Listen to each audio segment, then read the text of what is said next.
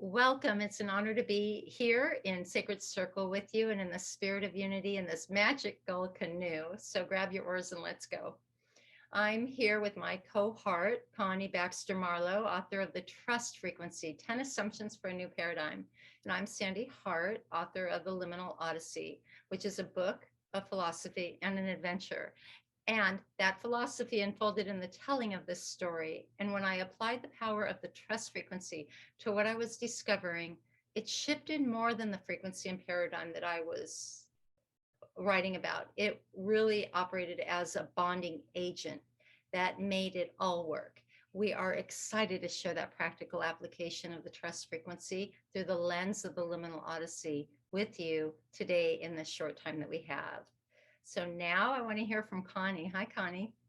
Hey, Sandy, it's so wonderful to be here with you in this co-creative space because it's really amazing what the co-creation does. It actually gives birth to something new from the two parts. And that's exactly what's happened with the trust frequency and the Liminal Odyssey and what we're going to be bringing tonight. So I'm just so happy to be here with you.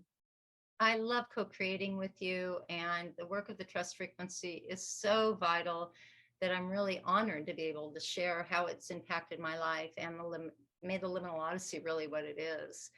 So what is liminal? What is a liminal odyssey? The word, it's more than the word liminal, which we know means threshold. In the condition of the liminal odyssey, it's an invitation to step into, not over, the spaces in between crisis and action, dilemma and choice, between the seed that is planted in the ground and decays and disintegrates, so it can begin its journey out of the soil to live its full purpose and potential. Or the evolutionary growth spurt now that we are all in, where we have been for the last many thousand years, to the unknown place that is calling us. We are in that liminal space together right now. And we don't know where we're going, but we know we're on our way. And we know we are in the in-between. We are at our moment of choice. And we have an awesome responsibility to ensure that where we go, which is what we are creating right now, that we are in our full integrity and leave the baggage that no longer serves us behind. And the Odyssey is really what happens when we practice and build capacity to slow down to the speed of awe and wonder about what may seem like a mundane or insignificant moment. Apply the practices and skills, most of which you already have, and utilize them as a coherent collective tool, which is where the philosophy of the Liminal Odyssey kicks in, resulting in not only seeing the sacred geometry of our lives, but the momentary opportunities meant to be ours, which is ultimately preparing us to be the stewards of this new reality we are rowing towards, or already approaching its gates together. And I know that I need to be clean and clear of my baggage and in my full integrity while in this magical rowboat with you, so that when we all arrive together, I don't poison the water hole. And that means now, everything I do right now matters to where we are all going together. It's an odyssey because we're journeying to places unimagined. So let's prepare ourselves to explore what we are co-creating together, this new reality. And therein lies the adventure of the Liminal Odyssey. And as spiritual activists, we say this a lot, yet I have to be reminded of my vital personal responsibility, especially when it's not comfortable or convenient. And it is as easy as just showing up with and fulfilling our divine assignment, our soul's purpose. And when we use our life to free our soul, those moments of insignificance become insignificant. So as we go on here today with our time here today, I'm going to illustrate the skills I have outlined, but you also have a world of best practices and skills that work for you. The Liminal Odyssey shows us the power of how when we use our skills collectively, coupled with the cleansing process of dumping the muck that no longer serves us, we can be the best midwives or most capable and the best co-captains of this rowboat. bring that which you already have and which works for you, or take a deeper dive into the skills that I'll present in a little bit. However, there is one skill that is a must, and I consider it the bonding agent to all the skills, no matter what they may be. And Connie and I will invite you to explore the role and the power of the practice of that skill, which is the trust frequency. So Connie is now going to share with you just about everything there is to know about the trust frequency that she can tell you. Well, thanks, Sandy. I'm just going to give you an overview of this construct on the nature of the universe that was basically given to me because the answers you get depend on the questions you ask. And I asked the universe, what are the missing pieces of our paradigm that have us out of balance? Because I knew our world was out of balance. My culture was out of balance. And from a young age, I was seeking these missing pieces. I looked in Europe and I found just the same kind of thinking that I was embodying and my culture was embodying. And then these visionary native elders started coming into my life. And through them, I saw what I got was clues to the true nature of the universe.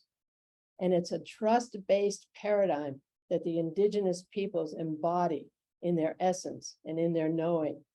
And so inspiration came to me on various levels. And Andrew actually wrote the book. My partner, Andrew Cameron Bailey, actually wrote the book.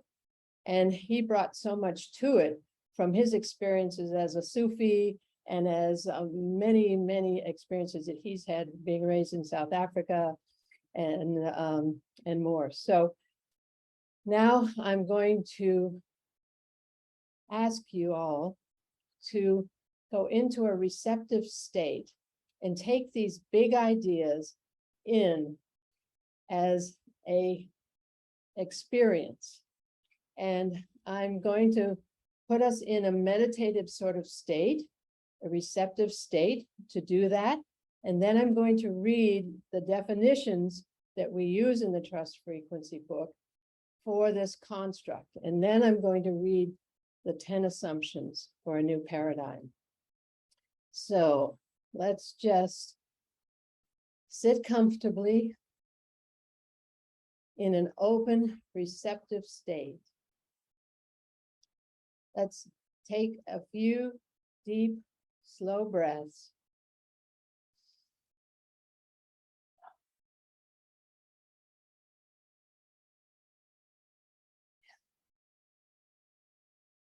And I'll ask you to focus on your inner knowing, wherever that manifests for you, in your heart, in your body, in your right brain, in your left brain.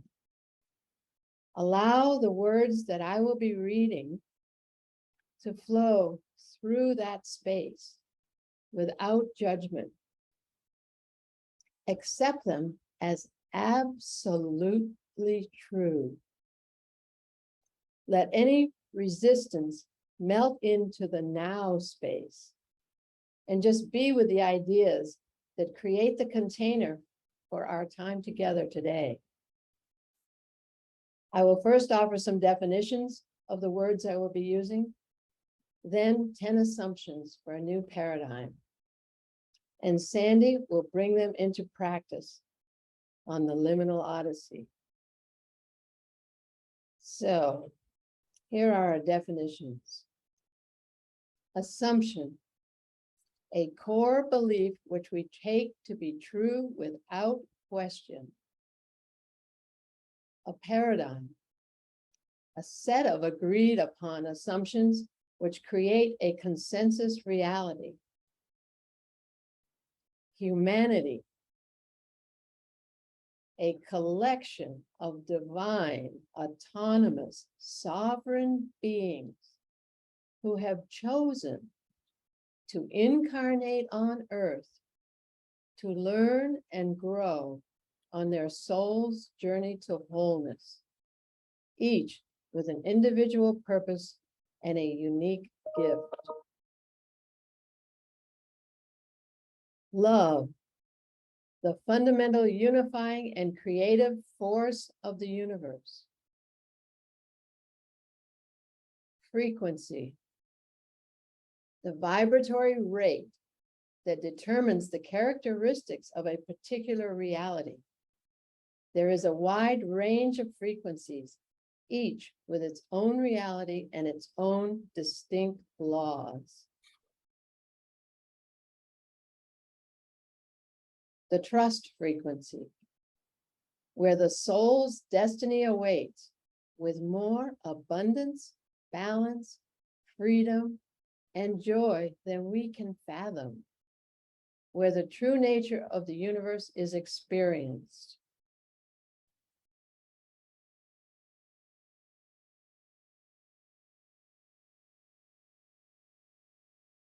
Free will, the right to choose one's frequency. Circumstance, the seemingly uncontrollable outward events that influence our decisions.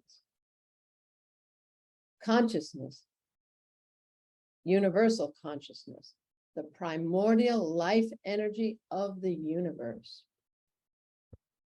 Human consciousness, the active and passive phenomena of awareness, assumption, attitude, attention, alignment, action, and allowing, which determine our frequency.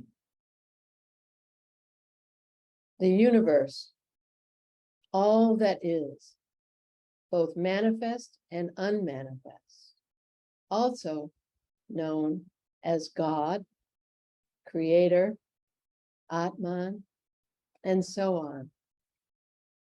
We call it the conscious, loving universe.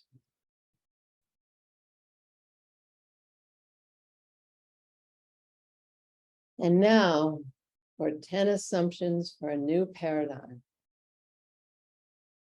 Assumption 1, we live in a conscious, loving universe. There is only love. Assumption 2, the universe loves us unconditionally. It gives us everything we ask for.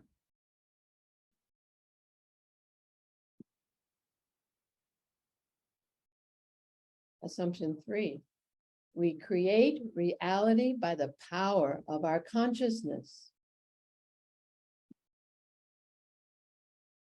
Assumption 4, the 7 A's of consciousness: awareness, assumption, attitude, attention, alignment, action, and allowing determine our vibration, our frequency, and our requests to the universe.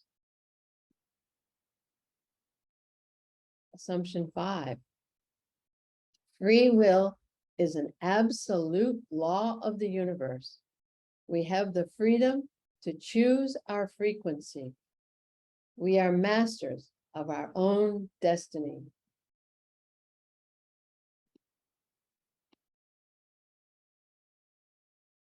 Assumption 6, circumstance guides us on our journey to wholeness. Assumption 7, there is only now, this precious present moment. Living trustingly in the now, we experience the true nature of the universe. Assumption 8, all of creation is one. Separation is a man-made illusion. We are the conscious, loving universe. Assumption 9, humanity is on an evolutionary upward spiral, leading inexorably to a higher reality, the trust frequency, heaven on earth. Assumption 10, The trust frequency is a real place of unfathomable joy, peace, and abundance that is freely available to anyone, anywhere, anytime. And now I'll give you those 7 A's of consciousness that determine our vibration and our frequency and thereby our reality in one sentence with expanded awareness and accurate assumptions. We choose our attitude, consciously direct our attention, align with our highest inner promptings, take committed action, and allow the loving universe to manifest beyond our wildest dreams. And now it's my honor to share with you the Liminal Odyssey 12 practices and skills to cultivate. Please remember, whatever skills you already have, what other modalities and methodologies that work for you, have room here. And some of them you might find here, yet we're going to look at them in a little bit different of a way. So here are the 12 practices and skills that I had culminated in the process of writing the Liminal Odyssey and the philosophy therein. And I'll explain that as we go along. The sacred art of listening, which is more than listening to ourselves or listening another into a condition of discovery and disclosure. It's also listening to the universe, listening to the signs that are all around us, and listening to moments when perhaps the universe is telling us something. Timefulness. Timefulness is a word that I coined because I couldn't find a better word out there.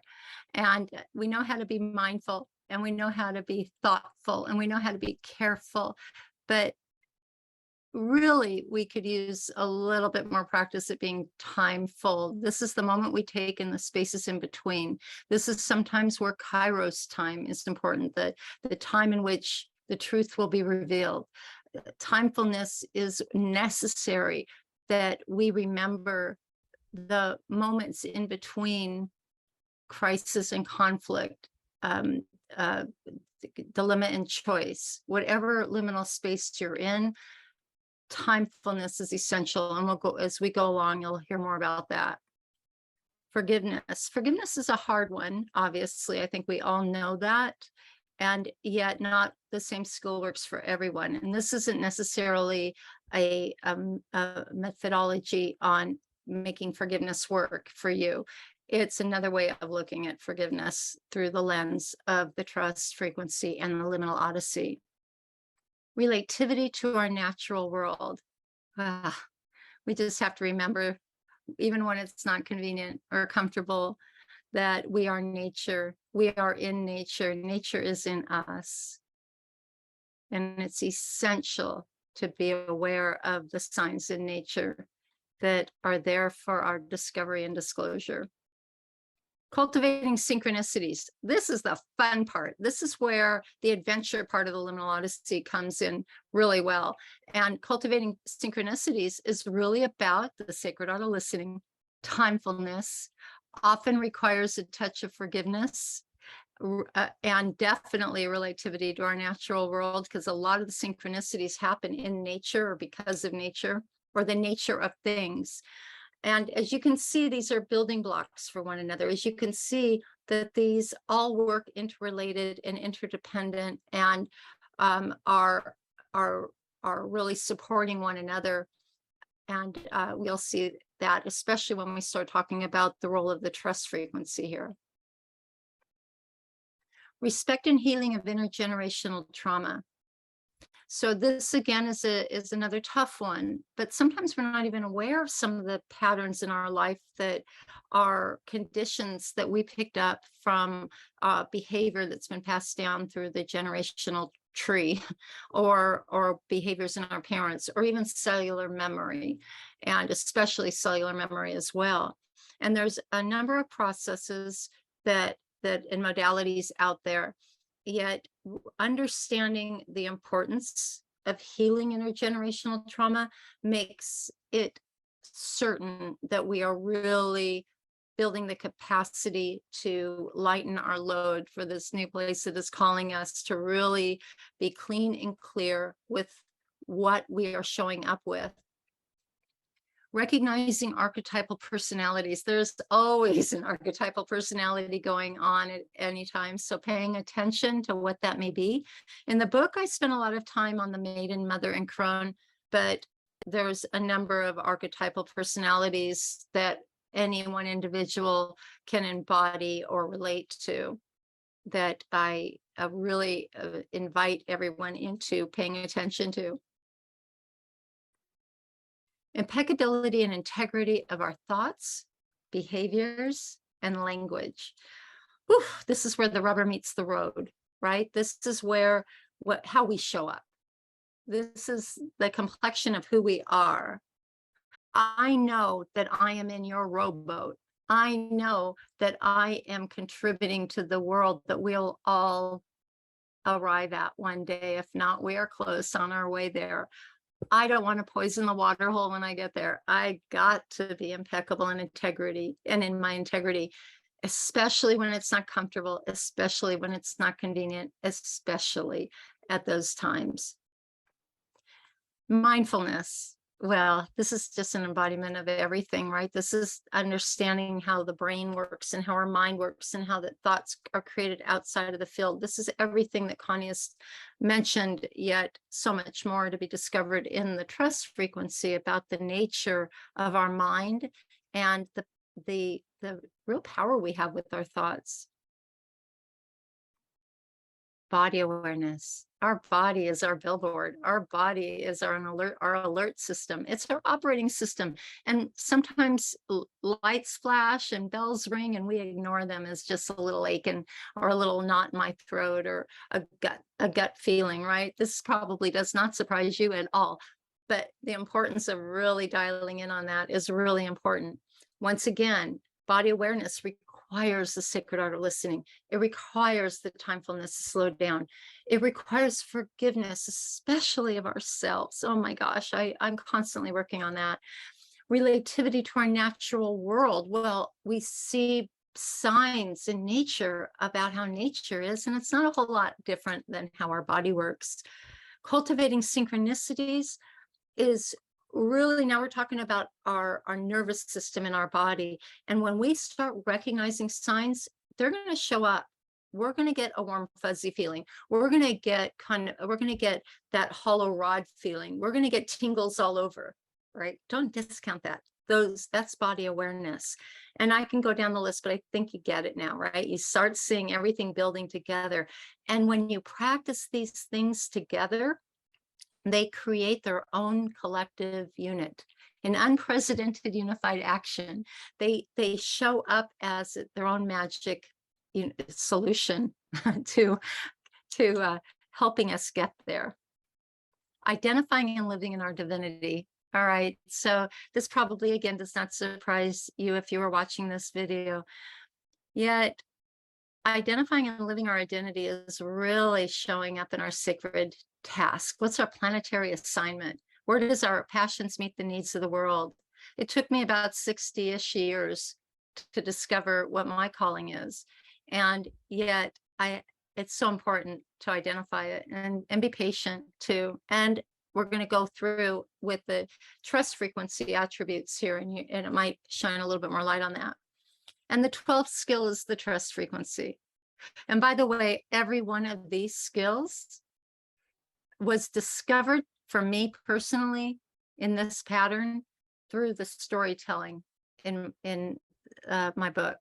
And they appeared, and then I pulled them out and separated them. And I'm like, wow, these are one super solution, or I've used that word before. They're one super practice. You build capacity when you practice them. So we know through neuroplasticity that we can retrain our mind and we could create habits and we could we can create new neural pathways in our mind, so that when we practice these things, they become a they show up in the fiber of who we are. And isn't that great? So now I'd like to share with you how I align the trust frequency to these particular skills. And they're all really interchangeable. And by the way, I use the 7 A's. I practice the 7 A's. I memorize the 7 A's. So again, in that neuroplasticity, they just pop up. Even today, I had a little bit of a drama and I had to go, wait, whoa, free will. It really works. It really works. And the more you practice this, the quicker it kicks in. Timefulness requires awareness. And even though it's not a 7A, free will here is really important to remember. We have the free will to slow down. We have the intention, but we also have the will, and the will is really in charge. So once you recognize this moment in Kairos time, that might be in Kairos time, or you see a crack in the sidewalk and there's a red rose growing out of it, the awareness of that and taking the time to dig in and seeing what the message is here. What's nature telling us? Forgiveness requires allowing and attitude. I really don't have to say a whole lot about that, but attitude plays such an important role in really everything that we do during our day. And if something isn't working out, a good question to ask ourselves is, how's my attitude? Relativity to our natural world awareness and questioning assumptions. This has been another good one for me. Questioning assumptions is so important because I think we have, I know I do have a condition of sometimes trancing through my day, right? I really kind of assume things are the way they are, or assume certain conditions are supposed to be that way. And now's the time that we get to say, no, we're going to turn the carriage over and look and see what's going on underneath this, and why do we assume these things? And we've been operating in a certain level of assumption for several thousands of years. So none of this necessarily is easy, but the more you practice it, the more fluid it becomes and the more accessible it becomes. Cultivating synchronicities, oh gosh, boy, and this is something you can do. When you start practicing through awareness, allowing, and then aligning yourself with whatever the message is, what are the two connection stories, the two stories that are meaningful and that are connected in some unusual way, there you have a synchronicity.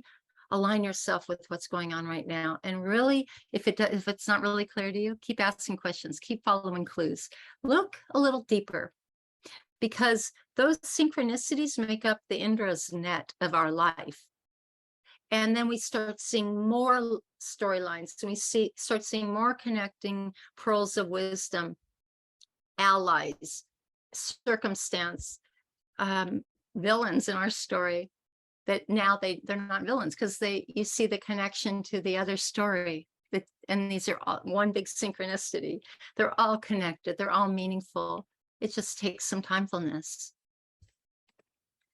Respect and healing of generational trauma. Again, this is where not necessarily the 7 A's, but free will and circumstance guides us.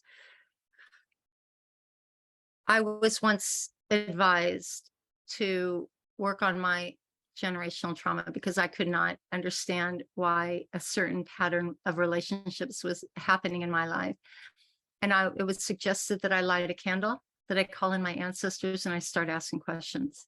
And as soon as I did, intergenerational trauma programs and workshops and videos started appearing. And I've done an awesome amount of work on that, and it's really tremendous. And I don't want to pass this stuff down to my kids and my grandchildren and the next 7 generations, I should say.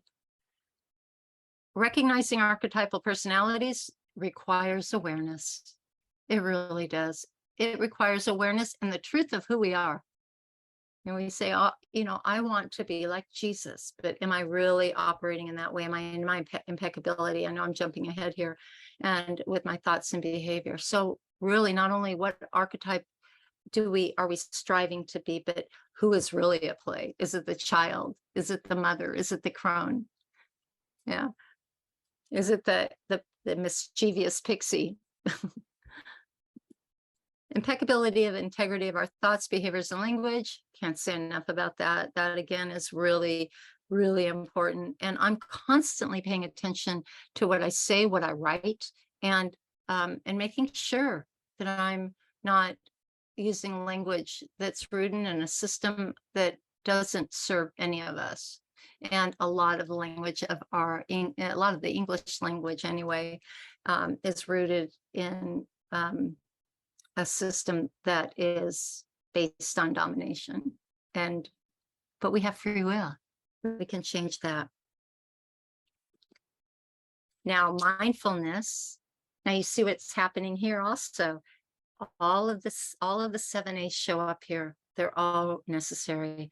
But now that you've been practicing them, they start showing up together as a collective body, just like the 12 practices. This was a discovery that I know I had, I believe Connie had, when we put these two books together, our two storylines together, and discovered, that they are really powerful tools when they operate in a collective unit. Again, same with body awareness and identifying our divine assignment and living into our divinity, remembering who we are, all of our beautiful parts, even those crusty ones, even the sharp edges, they're all beautiful parts. So honor that. And now I would like to hear from Connie and glean your wisdom on what I just shared with everybody. Well, Sande, yes, your liminal journey, your 12 practices really take people into that space where they can apply the trust frequency to their lives. And your journey, your book, your life story is such a model of the magic. I call it the magic that happens in that higher frequency. And it's magical to us because we're in this little box that says those things can't happen. That's impossible. And they do happen. So how do they happen if they're impossible? Well, they're not impossible when you move into another frequency. So it would just be so cool if you would share a couple of your stories from your journey that show the actual circumstances that come into our lives that are extraordinary, that we couldn't even imagine from that other frame of mind. Well, thank you, Connie. Not only could I not fathom those experiences or orchestrate them or make them up even, I might have very well missed them completely if I wasn't practicing awareness, if I wasn't practicing questioning assumptions, if I wasn't practicing noticing synchronicities. And they're all very magical. And I have so many stories from this one experience that I had at Lake Shrine, which is a property that was developed by Paramahansa Yogananda, with a temple, this gorgeous lake to walk around, and a retreat center settled right in the middle of the two, on a very busy community in Southern California. And I was a retreatant there. And one day I decided I was going to go for a walk down to the beach. And as I'm sitting on the beach and thinking about walking up this great big hill back up to the retreat center, and considering the fact that my knee had just started hurting me that day, I thought, oh, I'll be able to go through the lower gates. But then I remembered the lower gates closed at 4:30, and it was now 4:40. And I'm like, well, I've manifested a few miracles now in my time here on Lake Shrine. The gates are going to open for me. The lower gates will just open for me. I have no doubt. Did not even question it. And I walked up the short bit of road up to Lake Shrine, and I start approaching these gorgeous big gates, and not even thinking twice. I knew those gates were going to open, and they're big, heavy gates, right? They're big solid wood gates. And I notice now I'm about this far, maybe 3 or 4 inches away from the gates. And it's like, no, they're going to open. And guess what? Well, a monastic was driving out, but the gates opened, and I never questioned it. Then I remembered I had 152 staircase, 152 step staircase I had to go up, but that didn't matter. The fact remains that now I'm not suggesting anybody try to defy gravity or put themselves in any danger, but this is just to demonstrate I was operating in a condition of trust. Maybe those gates were already opening, and the universe knew that I was walking and planted this seed. I don't know, and it's not for me to know. It's for me to practice the conditions of the trust frequency and operate in that state. Yeah, And then absolute trust. That's no doubt. So you had no doubt. It puts you in another frequency where things happen that are magical. It's just wondrous place, this trust frequency. It is. And, it's really hard when I tell folks about the trust frequency, because even though there's so much magic there, and I think people can see it in my eyes, it's not until you really live it that you can really experience it. So I'm definitely a product of that, as are my experiences. There is another experience I would love to share with the time that we have left. And that is of a time. Now, I know a lot of people collect heart-shaped rocks. And isn't it nice that we have a symbol like that in nature to remind us of love? So heart-shaped rocks always, always show up for me. And I also practice look and you shall find with great skills when I make up my mind to find something. And one day my friend Ruth Brody Sharon had announced that she was building a rock mandala in her front yard, and she was asking all of her friends to contribute a rock. So of course I knew what I was going to get her. I was going to go find her a heart-shaped rock. And I was there I was on the beach, walking up about a quarter mile and back, bent at the neck, completely sore, and starting to question if I should be defeated, because I'm not finding anything that comes close to a heart-shaped rock. But it's a really rocky beach, so I couldn't quite understand it. And then I remembered where I was, and the relationship that I have with Grandmother Ocean. So I asked her, I said, Grandmother Ocean, I trust you to bring me a rock. Please, a rock, a heart-shaped rock. I was very clear in what I was asking. No sooner did a little wave just come and cover my ankles, and then slowly like back out, as if backing out of the room. And there it was, this glistening, beautiful heart-shaped rock about this big. And I'm holding it up and I said, thank you. And right then a little boy comes bounding out of the ocean. And he goes, wow. And I'm like, what are you wowing about? Because maybe he's looking beyond me. I don't want to assume that, why would a kid think a heart-shaped rock is that cool? And he goes, a heart-shaped rock. He like looked at it like this was like he had never seen anything like this before. So I gave it to him and I told him to go give it to his mother. And then I'm like, okay, back, look and you shall find. And within 5 minutes, I found 13 heart-shaped rocks. And I was able to give Ruth a bag full of heart-shaped rocks. You can ask her. So it shows up, and I invite everybody, the next time you're out in nature, or stop what you're doing as soon as this call is over, and put it to the test. Look and you shall find, where whatever you want to find, and trust you will find it. So yeah, I've got a whole book of these stories. Yes, your journey has been incredible, and it's so great that you're sharing it in the book. So all I can say is that what's in the trust frequency is more abundance than we can fathom. Okay, it's a whole different ballgame. The laws in the different frequencies are different. The laws are expanded as we go up in frequency. So this is not the only ball game in town, I promise you. It's a ball game that seems real right now because it's where we put our attention, but it isn't. It's just a frequency thing, a vibratory level for us personally, as well as collectively. And we can change that reality by changing our vibratory level, by going into trust, by going into understanding it's a conscious, loving universe, and that everything happens for us, not to us. That flips everything. We move from victim to beloved. And that's a huge different vibratory level.